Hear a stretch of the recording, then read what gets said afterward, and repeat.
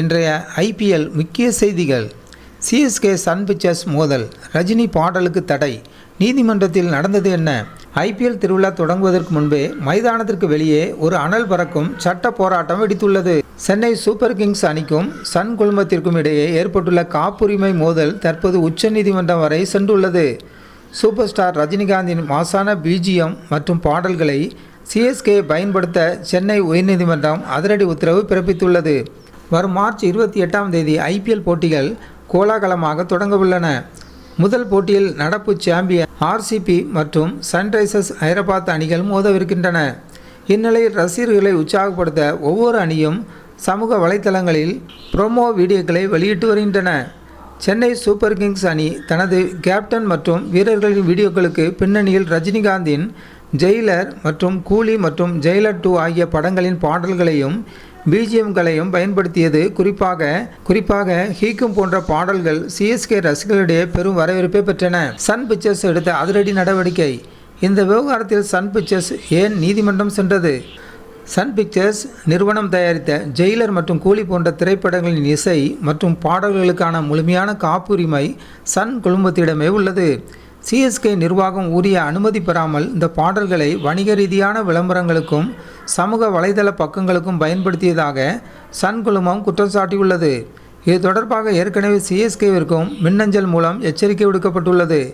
ஆனால் சரியான தீர்வு கிடைக்காத நிலையில் சென்னை உயர்நீதிமன்றத்தில் சன் குழுமம் சிவில் வழக்கு தொடர்ந்துள்ளது. நீதிமன்ற விசாரணை மற்றும் சிஎஸ்கேவின் பதில். நீதிமன்றத்தில் இன்று சிஎஸ்கே தரப்பில் என்ன விளக்கம் அளிக்கப்பட்டுள்ளது? நீதிபதி செந்தில்குமார் அமர்வில் இந்த வழக்கு இன்று விசாரணைக்கு வந்தது. சன் குழுமம் சார்பில் ஆஜரான மூத்த வழக்கறிஞர் ரவிச்சந்திரன் சன் டிவி அனுப்பிய மின்னஞ்சலுக்கு பிறகு சிஎஸ்கே அந்த பாடல்களை பயன்படுத்துவதை நிறுத்திவிட்டதாக தெரிவித்தார்.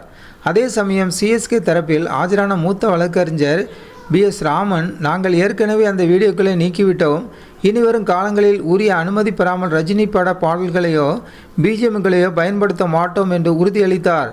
இதனை பதிவு செய்த நீதிபதி இதனை பிராண பத்திரமாக தாக்கல் செய்ய உத்தரவிட்டு வழக்கை மார்ச் 16ஆம் தேதிக்கு ஒத்திவைத்துள்ளார். ரசிகர்களின் மனநிலை மற்றும் சமூக வலைத்தள தாக்கம்.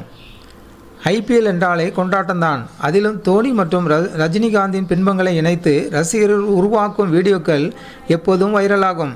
கேட்கும் பாடல்களுக்கு தோனி நடந்து வரும் காட்சிகள் ரசிகர்களுக்கு பெரும் உற்சாகத்தை தந்தது.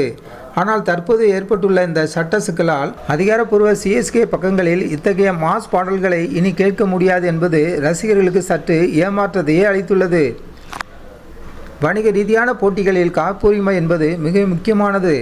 சன்ரைசர்ஸ் ஹைதராபாத் அணியின் உரிமையாளர் காவ்யா மாறன் தனது நிறுவனத்தின் உரிமைகளை பாதுகாப்பதில் உறுதியாக இருக்கிறார் என்பதை இந்த வழக்கு காட்டுகிறது. அதே சமயம் சிஎஸ்கே நிர்வாகமும் சட்டத்தை மதித்து அந்த பாடல்களை நீக்க ஒப்புக்கொண்டுள்ளது. வரும் மார்ச் 16ஆம் தேதி தாக்கல் செய்யப்பட்டுள்ள பிராமண பத்திரத்தில் கூடுதல் விவரங்கள் தெரியவரும். கிரிக்கெட் களம் சூடுபிடிப்பதற்கு முன்பே காப்புரிமை களம் சூடுபிடித்திருப்பது ஐபிஎல் வட்டாரத்தில் பெரும் பரபரப்பை ஏற்படுத்தியுள்ளது. தொடர்ந்து ஐபிஎல் செய்திகளை தெரிந்து கொள்ள நமது ஜனநாயகம் டிவி சேனலோடு இணைந்திருங்கள். நமது சேனலுக்கு புதியவராக இருந்தால் சேனலை சப்ஸ்கிரைப் பண்ணுங்கள்.